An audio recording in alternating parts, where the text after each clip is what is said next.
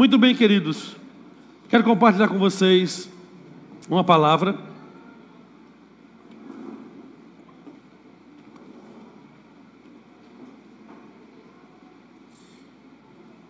E se você está com sua Bíblia aí, abra, por favor, no livro de Lucas, capítulo 9. Lucas, capítulo 9. Do versículo 57 ao versículo 62.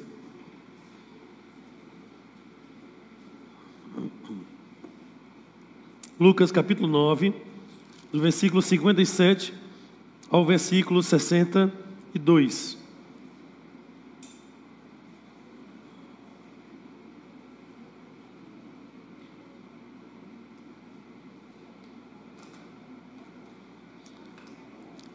E assim diz a palavra do Senhor. Quando andavam pelo caminho, um homem lhe disse: eu te seguirei por onde quer que fores. Jesus respondeu: as raposas têm suas tocas e as aves do céu têm seus ninhos, mas o Filho do Homem não tem onde repousar a cabeça. A outro disse: siga-me. Mas o homem respondeu: Senhor, deixa-me ir primeiro sepultar meu pai. Jesus lhe disse: deixe que os mortos sepultem os seus próprios mortos. Você, porém, vá e proclame o reino de Deus. Ainda outro disse: vou seguir-te, Senhor, mas deixa-me primeiro voltar a me despedir da minha família. Jesus respondeu: ninguém que põe a mão no arado e olha para trás é apto para o reino de Deus. Pai, em nome de Jesus, que essa palavra ela seja uma boa semente lançada agora e que o Santo Espírito de fato possa alimentar, instruir, capacitar e corrigir aquilo que for necessário nas nossas vidas. Assim oramos no nome de Jesus. Amém. Meu povo, especialmente vocês que vão se batizar, estão se filiando hoje aqui na nossa igreja, vocês precisam entender que esse caminho que vocês escolheram não é o caminho fácil. Que esse caminho que vocês escolheram é um caminho difícil. Essa ideia de que ser crente, ser cristão, é aquela coisa de venha para Cristo e todos os seus problemas serão resolvidos. O problema de estar afastado de Deus, sim. O problema de não ir para o inferno também. Mas nesse mundo corrompido e caído, possivelmente os problemas de vocês vão aumentar. E por que vão aumentar? Porque Cristo exige daqueles que o seguem um comprometimento seríssimo com o reino de Deus. Então, passar por o batismo ou se filiar a uma igreja não significa somente seguir um trâmite de formalidade ou qualquer outra coisa. Não, isso significa que vocês, de fato, perante o Senhor, perante essa igreja, estão se comprometendo, como a nossa irmã disse, né? Até a volta de Cristo, que vocês estarão firmes ou estarão buscando estarem firmes com o Senhor. Só que nessa caminhada vocês vão ser, de fato, tentados e atraídos para olhar para alguns lugares onde não deve olhar, mas também para ficar olhando para alguns lugares quando você deveria olhar para outro lugar. E hoje eu quero falar sobre os 3 olhares do discípulo, porque existem 3 lugares que vocês precisam ficar bem atento, segundo essa palavra que nós vimos aqui. A caminhada cristã, ela é marcada por escolhas diárias. Então, todos os dias, vocês vão ter que escolher morrer para o mundo e viver para Deus. Morrer para o mundo significa exatamente não deixar que a carne ou que os desejos carnais se sobressaiam ao plano e o propósito de Deus na vida de vocês. Jesus, ele expõe as condições do discípulo a 3 homens. 3 homens que querem segui-lo, mas que precisam entender que algumas coisas são necessárias para eles. Eles são desafiados a avaliar se de fato eles querem caminhar e seguir em Jesus. Se de fato eles querem olhar para onde Jesus está olhando ou virar as costas para onde Jesus está orientando eles a virarem as costas. Será que vocês estão olhando para onde Jesus disse que vocês deveriam olhar? Ou estão rejeitando aquilo que Jesus deveria, esperam que vocês rejeitem? O primeiro lugar que vocês precisam ter é que agora existe uma referência para vocês. Uma referência que é maior do que qualquer outra referência. A referência do céu. Então o primeiro lugar que você deve olhar é olhar para o céu. E não olhar para o céu para olhar para as nuvens, ou para o quanto ele está azul, ou se ele vai chover. Mas olhar para o céu significa olhar para Deus Pai, para o Deus Filho, para o Deus Espírito Santo. Olhar para o céu significa que agora vocês vão desenvolver uma relação ainda mais íntima, ainda mais dependente e de submissão a esses 3. Lucas capítulo 12, 34 diz: pois onde estiver o seu tesouro, ali também estará o seu coração. Para onde mais você olha, certamente é para onde aquilo é mais precioso para você. E o primeiro homem, ele diz a Jesus: eu te seguirei para onde quer que fores. E Jesus responde, apontando para a sua própria renúncia. Ele diz: ele não tinha um lugar para reclinar a cabeça. Isso nos lembra que o verdadeiro discípulo tem os olhos fixos no céu, não nas coisas terrenas. Eu já ouvi algumas pessoas dizendo assim: depois que eu me batizei, parece que os meus problemas aumentaram. Depois que eu me batizei, parece que a vida ficou mais difícil. E possivelmente isso vai acontecer. Por quê? Porque vocês estão rejeitando as obras e os desejos carnais. E aquele que não vai ter prazer nenhum nisso é o próprio diabo. Ele não vai ter prazer nenhum. Então, ele colocará situações para desestimular, desencorajar e entristecer vocês. A Bíblia diz que o semeador saiu a semear. Uma parte da semente caiu na beira do caminho, outro caiu sobre as pedras, outro caiu numa boa terra, outro caiu no meio dos espinhos, mas a semente foi lançada. Eu não sei como é que está o coração de vocês. Eu não sei se o coração de vocês é duro. Eu não sei se o coração de vocês está cheio de espinhos. Eu não sei se o coração de vocês é uma boa terra. O Senhor sabe. Mas uma responsabilidade que vocês têm é: cuide bem da semente que foi lançada na vida de vocês. Cuide bem daqueles que investiram na vida de vocês. E quem fez o maior investimento na vida de vocês foi o próprio Senhor Jesus ao entregar a vida. Então, quando as circunstâncias da vida vierem sufocar o Evangelho, a palavra que foi plantada no coração de vocês, como os espinhos da parábola, então é responsabilidade de vocês dizer: Senhor, tira esses espinhos. Senhor, me ajude a tirar esses espinhos. Tudo que está me sufocando, tudo que está me preocupando, tudo que está me causando ansiedade. Talvez a oração de vocês vai ser assim: Senhor, é olhando para Ti, olhando para o céu que eu te peço, Senhor, transforma o meu coração. Eu me converti, eu me batizei, eu me filiei a uma igreja, mas eu sou tão duro, Senhor. Às vezes eu resisto tantas coisas, às vezes eu tenho tanta dificuldade em obedecer. Então você vai pedir a Deus para que o Senhor possa trabalhar no seu coração e para que Ele possa transformar esse coração de pedra em um coração de carne, um coração amoroso, um coração sensível em uma boa terra. Mas o texto também diz que o semeador, quando ele semeia, uma parte cai à beira do caminho e vem o diabo para tirar essa semente e levar essa semente e neutralizar essa semente. Então muitas vezes vocês vão receber e vão talvez se relacionar com pessoas que vão dizer assim: rapaz, abandona essa caminhada, isso não vai levar você a nada. Olha o quanto você está perdendo.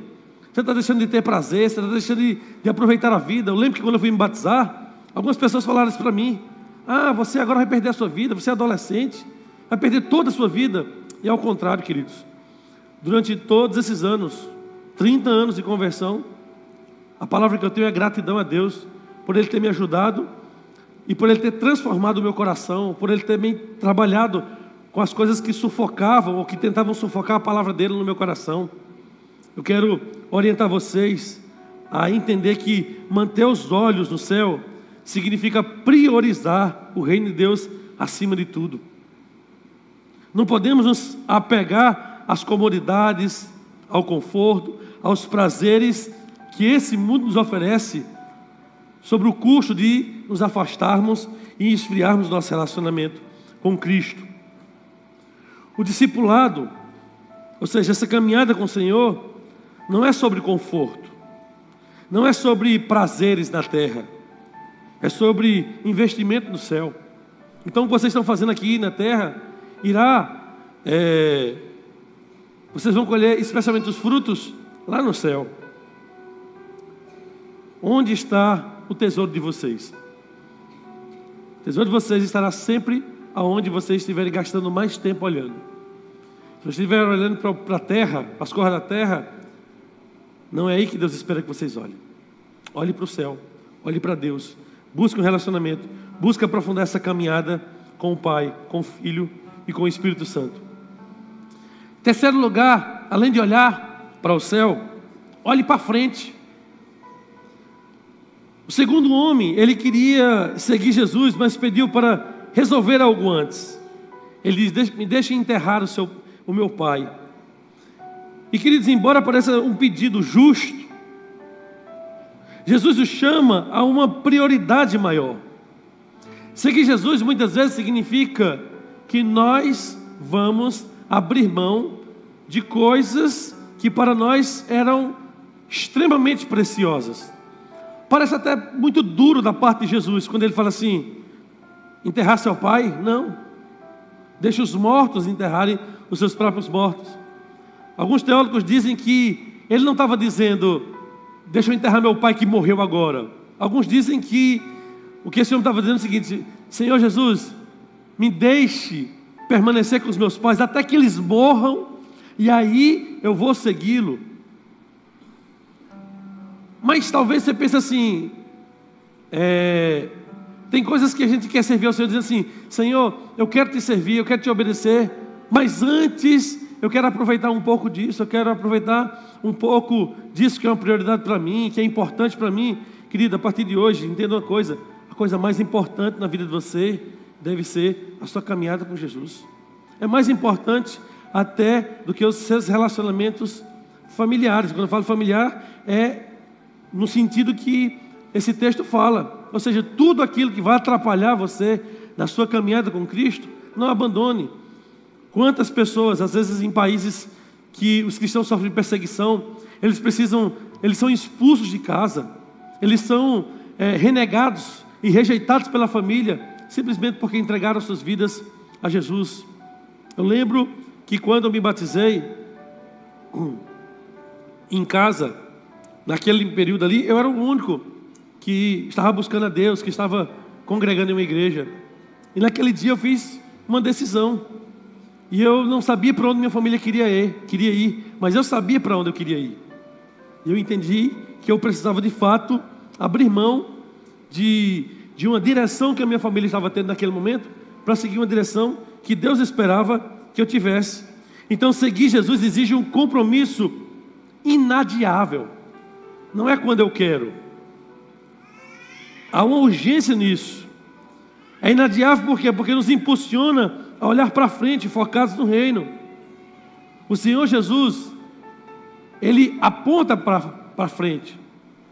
Quando Ele fala, lá no livro de Atos, capítulo 1, Ele fala assim: mas vocês receberão poder ao descer sobre vocês o meu Espírito, e vocês serão minhas testemunhas em Jerusalém, Judéia e Samaria, até os confins da terra. Então seguir Jesus é olhar para frente, é perceber quais são os planos e propósitos deles para a minha vida, é entender onde eu devo investir o meu tempo, os meus dons, os meus talentos. Por isso que eu falei a importância de estarmos servindo em um ministério aqui nessa igreja. Olhar para frente significa não ficar procrastinando aquilo que Deus espera de cada um de nós, procrastinando uma obediência, ou seja, sempre deixando as coisas de Deus em segundo plano. Não, a missão do discípulo ela é urgente. proclamar o reino de Deus aonde ele estiver, na sua casa, no seu trabalho, nos seus relacionamentos. Vocês certamente conversam sobre tantas coisas, mas a partir de hoje, falar sobre o reino de Deus, falar sobre o que Deus está fazendo na vida de vocês e através da vida de vocês, precisa agora tomar conta das suas conversas com seus amigos e com os seus familiares. Quem olha para frente, querido, não permite que as urgências do mundo adiem as prioridades de Deus. Então, quando você olha para as urgências do mundo, você esquece das prioridades de Deus. Mas quando você olha para o céu, quando você olha para frente, para aquilo que Deus tem para a sua vida, você está priorizando o reino. No livro de Mateus ele diz: mas buscar em primeiro lugar o reino de Deus e sua justiça, e as outras coisas serão acrescentadas. O grande problema é quando a gente prioriza as outras coisas, esperando que Deus faça aquilo que está no meu coração. Mas é o contrário. O Senhor diz: olha, busque em primeiro lugar o meu reino e a sua justiça, e as outras coisas serão acrescentadas. Não é no meu tempo, mas é segundo a vontade de Deus. O que está impedindo você de obedecer ainda mais a Jesus hoje? Talvez você está aqui nessa manhã, você não congrega em nenhuma igreja. A pergunta que eu faço é: o que está faltando para você entregar sua vida a Jesus? O que está faltando para você reconhecer Jesus como o Senhor e Salvador da sua vida? Algo que você precisa deixar para você proclamar, para você se entregar, para você de fato se converter? Em terceiro lugar, eu falei sobre 2 lugares que nós devemos olhar, mas existe um que nós não devemos mais olhar. Não olhe para trás. Não olhe mais para o que já passou. Não perca o seu tempo sofrendo com coisas que ficaram para trás. Às vezes tomar uma decisão como essa, de se batizar, se filiar a uma igreja, significa deixar amizades para trás. Às vezes pessoas que para nós eram tão importantes, mas que a amizade, que a relação, que o convívio com essa pessoa não tem mais nada a ver com você hoje. Não tem mais nada a ver para onde você está indo. Então muitas vezes nós queremos viver melhor dos relacionamentos mundanos e o melhor de Deus, e não tem como viver o melhor das duas coisas. É preciso fazer uma escolha. E uma das escolhas que Jesus fala para aqueles que queriam segui-lo é: vocês não podem olhar mais para trás. Versículo 62, Jesus respondeu: ninguém que põe a mão no arado e olha para trás é apto para o reino de Deus. Esse terceiro homem, quando conversa com Jesus, ele queria seguir Jesus, mas ele pediu para se despedir da sua família. Jesus alerta ele como: quem deseja seguir a Cristo não pode ficar dividido entre o passado e o futuro. Não pode ficar dividido entre uma relação que ele tinha, no caso aqui familiar, e uma renúncia que ele precisa fazer para de fato seguir a Jesus. Olhar para trás significa, queridos, trazer coisas que não combinam mais com você hoje. É desejar aquilo que já foi deixado como algo que não servia mais, que não combina mais para o futuro, para onde o Senhor está guiando vocês. Nós entendemos que o Senhor está nos guiando a viver uma vida de santidade, uma vida de obediência, uma vida de submissão, um propósito divino. Então tudo aquilo que não combina mais comigo, não tenha medo, largue. Porque a palavra de Deus nos diz que eu não devo ter medo de obedecer ao Senhor, porque a vontade do Senhor é boa, é perfeita e agradável. Quando a gente pensa em alguém que olhou para trás, a gente lembra da história da mulher de Ló. A mulher de Ló, ao olhar para trás, a sentir saudade de onde Deus tinha tirado ela e seus familiares, ela se transforma em uma estátua de sal. É como se aquele texto nos lembrasse que olhar para trás é parar no tempo. Olhar para trás é, de fato, deixar de viver o novo de Deus em nossas vidas. Olhar para trás significa renunciar ao passado de forma definitiva. Quando o Senhor fala assim: se você quer olhar para trás, se quer pegar na hora que quer olhar para trás, você não é apto, não é digno do reino de Deus. Às vezes a pessoa, ela pode enganar muitas pessoas. Ela pode enganar seus pais, ela pode enganar seu discipulador, ela pode tentar enganar uma igreja, ela pode enganar o pastor, mas uma coisa que ela não engana é a Deus. Então, o que Deus espera de vocês é fidelidade. O reino de Deus exige olhos firmes no futuro que Deus tem para você e não presos a um passado que já passou. Pastor, mas eu não posso apagar a minha memória. Sim, você não pode apagar a sua memória, mas você pode transformar essa memória em um testemunho poderoso. Antes eu vivia assim, antes eu me agradava das coisas carnais, mas hoje Deus transformou a minha vida e o meu prazer está de fato no Senhor. Será que ainda existe alguma coisa que vocês ainda estão apegados ao passado? Porque se existir, a minha recomendação, e claro, acima da minha recomendação, a recomendação da palavra é: olhe para Cristo, olhe para o propósito divino na vida de vocês. Se alguma coisa que eu preciso olhar para trás, a Bíblia nos diz: quero trazer à memória o que me traz esperança e não aquilo que me afasta da presença gloriosa de Deus.